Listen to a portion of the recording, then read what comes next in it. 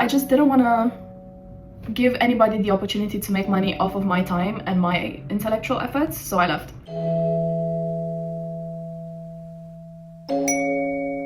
Hi, welcome to today's vlog. I am gonna be filming another day in my life video. This time I'm using a camera which I got ages ago specifically for vlogging, but that I've never actually used for vlogging because I usually film on my phone. So I am using the Canon PowerShot V10 which has the little flip screen above the camera and only films, doesn't take photos. So I'm gonna be using this today. I'm gonna be taking you to work with me. I have a full day in the office. Well, not full day, but like from 2 to 7 p.m.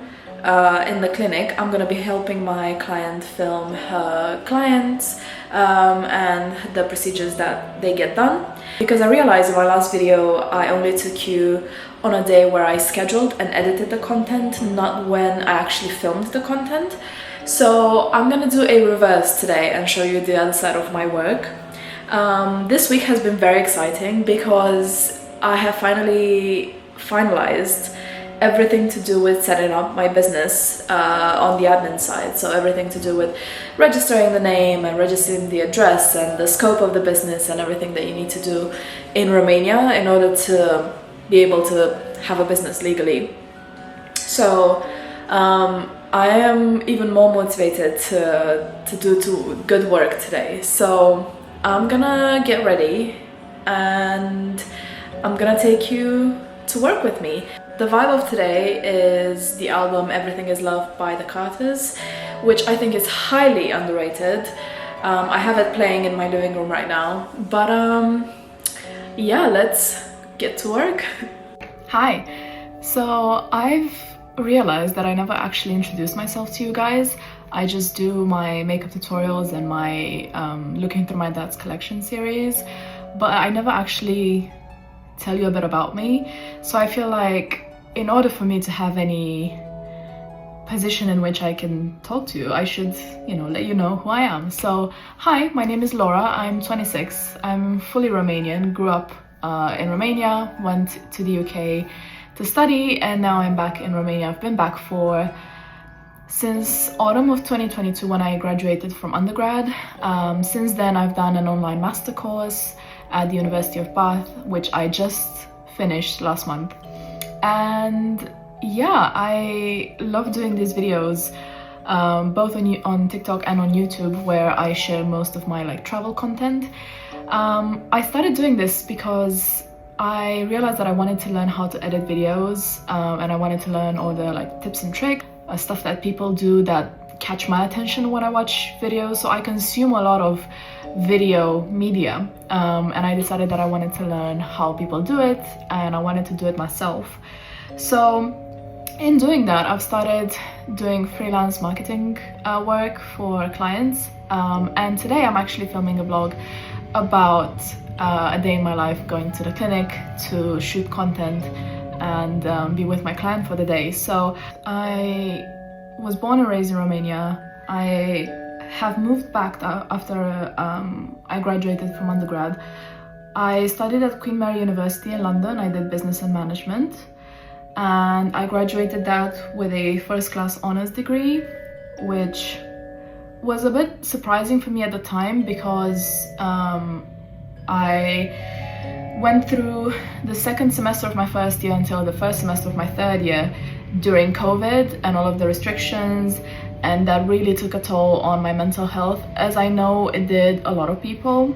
I was feeling very disconnected from wanting to do my uni work and from actually feeling connected to any sort of like professional purpose at the time. And it was in the third year where I met one of my really good friends who was actually a teacher to me at the time.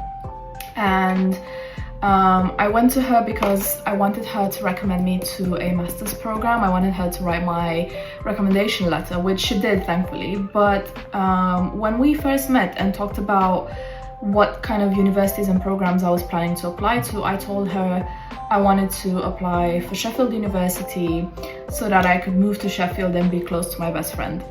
that was the plan at the time. I didn't really know what I wanted to do for my master's. I just knew that in respecting my dad's wishes that he left in his will, I would have to be in school until 26. So doing the maths, I would have had to have done a master's in order for his wishes to be true. So I did that, and I went to her to apply, and I had 5 options to apply for a master's, as I think many of you know that this is kind of what you have to do.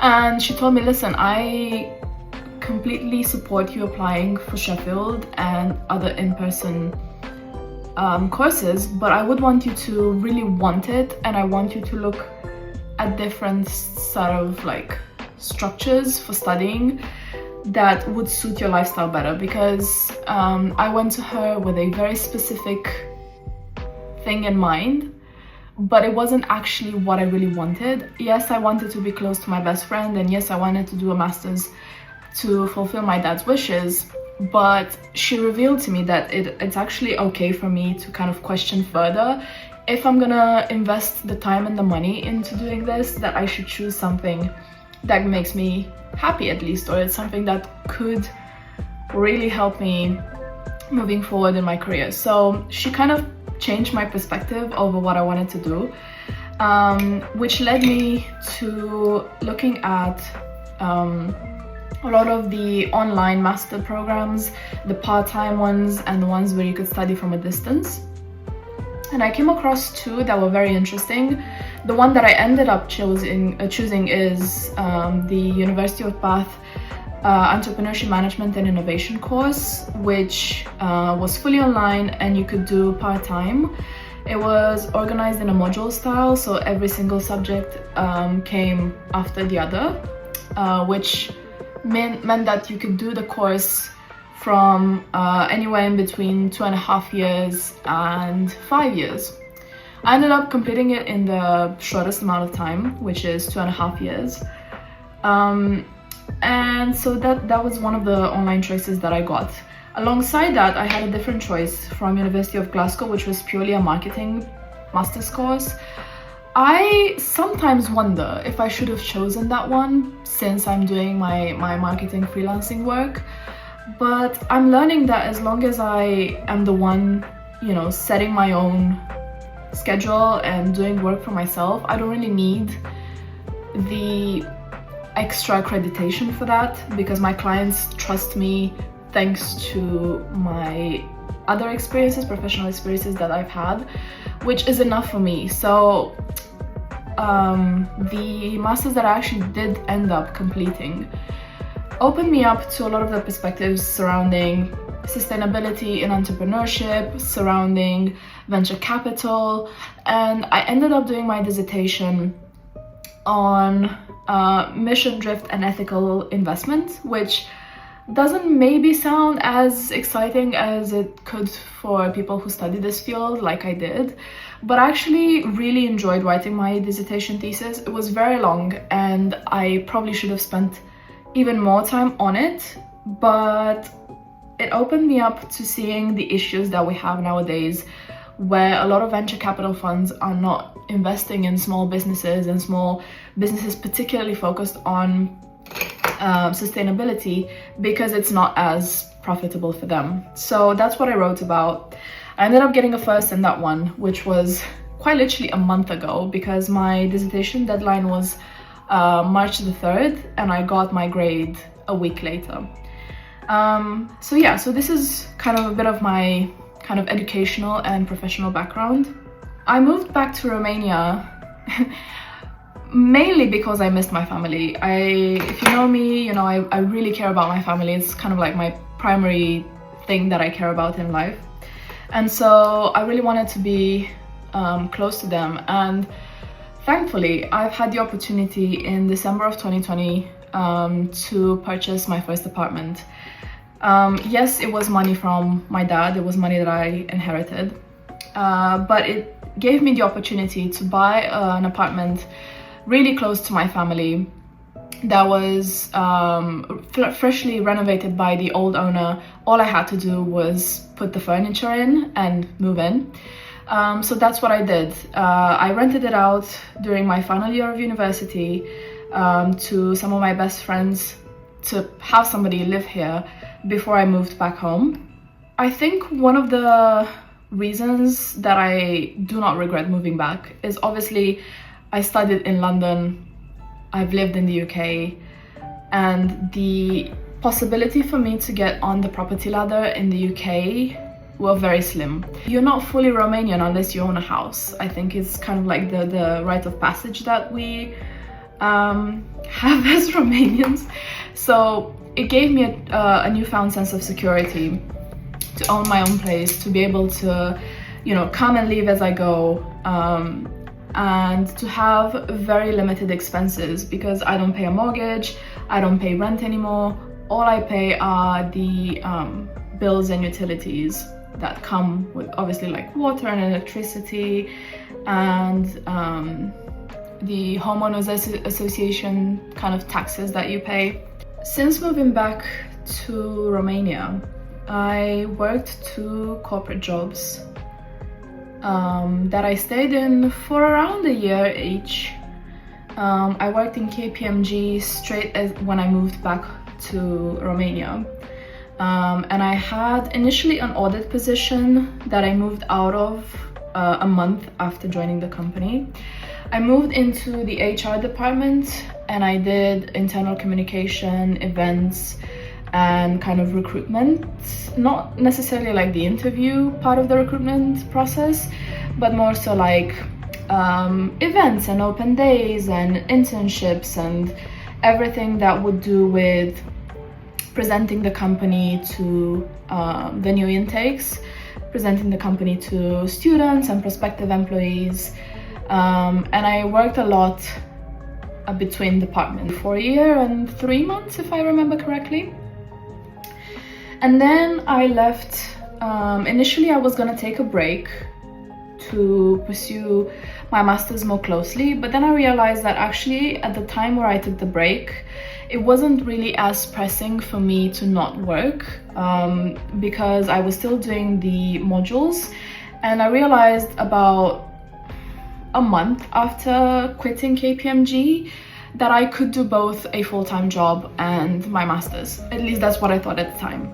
I didn't want to go back to KPMG. As lovely as some of the people were, when I close a chapter, I move on to the next. I'm not the type of person who goes back places. I am able to accept that certain chapters end the way they do.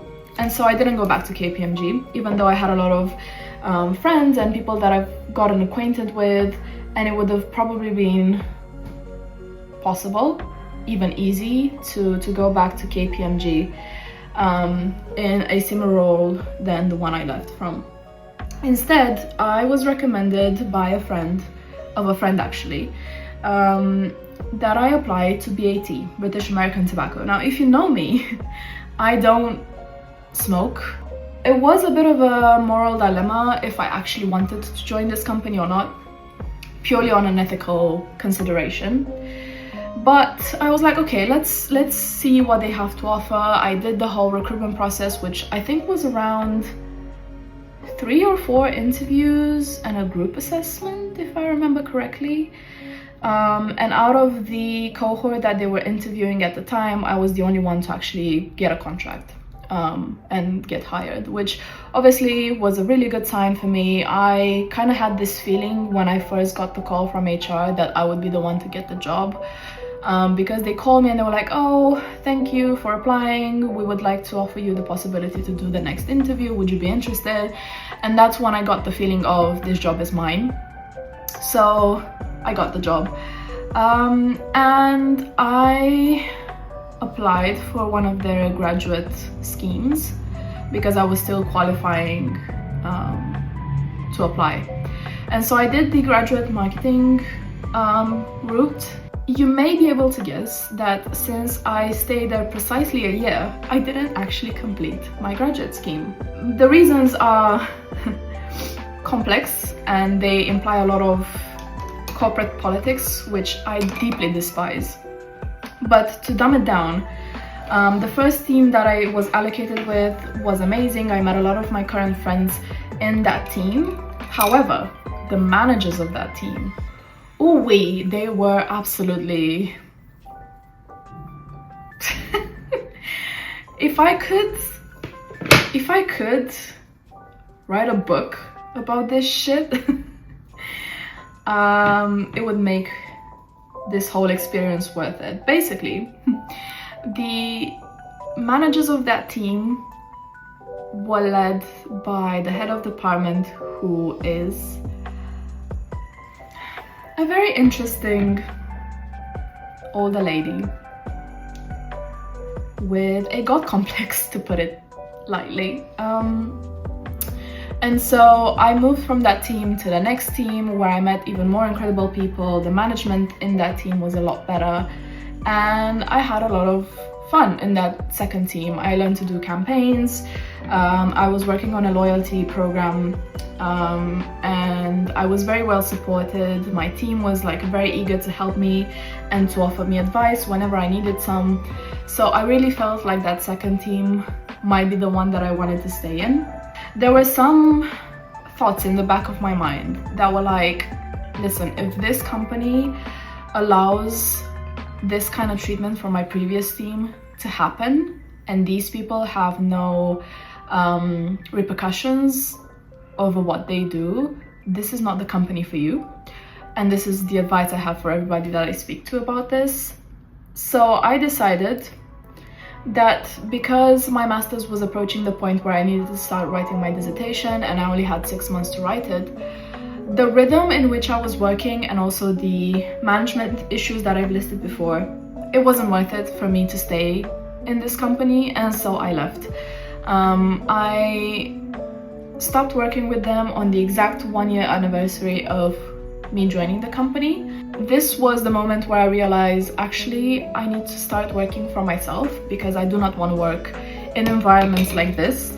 Especially in Romania, I feel like a lot of multinational companies came into the Romanian market and they started hiring. However, a lot of the managerial practices were not Western, but a lot of middle-aged people and older people coming from the socialist era style of management and implementing that in a multinational corporation. And so yeah, I just didn't want to give anybody the opportunity to make money off of my time and my intellectual efforts, so I left. I obviously started writing my dissertation, I traveled in that time, and in January I decided that I was gonna start my own freelancing journey, where I could do marketing with my own clients and on my own terms. And my terms are, I work with individuals, I work with people who are freelancers themselves, medical professionals, people who have very small businesses, and that allows me to basically have my freedom. It allows me to pull out of a deal when I decide that the ethics are not aligning. This hasn't happened yet, but you know, it gives me the freedom that I so desperately need, because I'm not the type of person that, you know, likes being stepped over. I don't think anybody does, but I have the flexibility, thank God, in my life to back out of anything that doesn't serve me and to not take anyone's shit for face value. So this is what I'm doing at this point in my life. And the pros of getting out of the corporate environment are many, but I'm gonna highlight only one at this point in time, which is that I started getting my creativity back. I have always been a very creative person. I'm a very visual person. I studied music. When I was in middle school, I did a whole separate school for 8 years in order for me to learn how to play the piano. I participated in competitions. I was a national champion for 2 years in a row. And so I have always been a very visual and very sound-oriented creative. However, when I started working in corporate, I noticed that a lot of my creative kind of sparks were starting to go away. And I'm not sure if it was due to the lack of flexibility in these projects, or it was because the workload was a bit too much in order for my brain to fully come up with ideas. I found that I would just go with the flow of the team and not really care for my inputs to be given, because I was feeling so overwhelmed. So that is not usually how I am. And when I used to work in university, my internships and everything, I used to be a very outspoken person. I would give my input on every single thing, and that was actually very appreciated by my former managers. So yeah, when I found myself that I couldn't do that anymore in my corporate environment, I was like, okay, something is wrong with my creativity. And so since I left the corporate environment, I have been able to dip back into my creative outlets and my creative ideas, which is why I started doing YouTube, and which is why I started doing TikTok and shorts and all sorts of video content, as well as I went back to painting, which I hadn't done in ages. I started painting again. I'm exploring different techniques and different kind of avenues of creating art, and to me this has been the biggest win out of this whole experience, is that now I can express myself creatively in a manner in which nobody owns that, because when you work corporate, everything that you create, even if it's outside of work, is owned by the company that is hiring you, which I think is a very stupid legal kind of term of contract. And I think it should be illegal for companies to basically own everything that their employees create, even if it's outside of working hours, which is insane. If I had a bit of advice to give anybody, I would say never stay in an environment where you feel like your creativity is squashed, where you feel like you're being bullied, or where you feel like people do not respect you. I know this happens a lot in corporate environments. I'm aware of it. However, you do not need to allow anybody to make money off of you feeling small, or to make money out of your talent and then treat you shitty, if that makes sense. So yeah, always focus on going to places where you are celebrated, where people acknowledge your talent, and where people treat you the way you should be treated, aka like a fucking human being.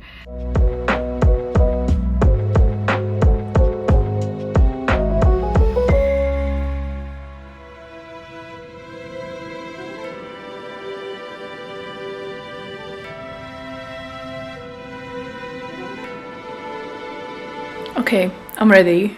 I filmed a TikTok, well, a TikTok and a short really, that I'm just trying to transfer to my laptop right now via airdrop, but it's it's 25 minutes of 4K footage, so it's gonna take a while, but once I'm done, I'm gonna get going to the clinic.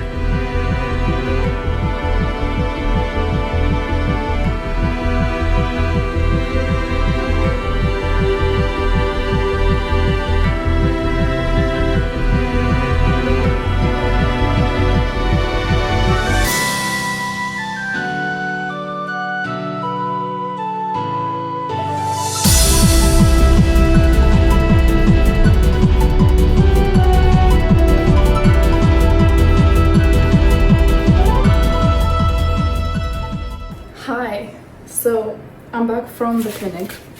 I don't know exactly how much of it I'll be able to share with you. However, I'm making dinner right now because it's like 7:30 p.m. and I haven't eaten all day.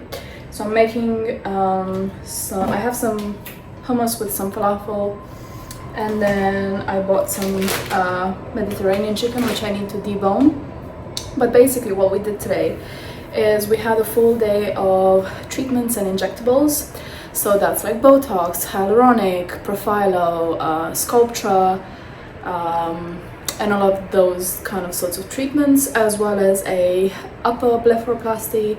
And did we have something else today? Oh yeah, we had a last minute cancellation for a Morpheus treatment, which we didn't have to do, so I didn't film that. But yeah, so basically on days like this, it's mostly I'm on my phone in order to capture content. I'm not really on my phone for myself, and I actually don't really have time to edit any of the content that I take on the spot. And so yeah, this is basically one of those days, and usually I come home quite late, so it could be 7 p.m, 8 p.m, but it's fine because today I went in and we started with the first appointment at 2 p.m, so it was still just a bit over 5 hours. But yeah, so I hope you enjoyed this video. I hope you enjoyed the little very overdue introduction that I gave earlier today. And yeah, I will see you in my next vlog, whenever that will be. Alright, bye!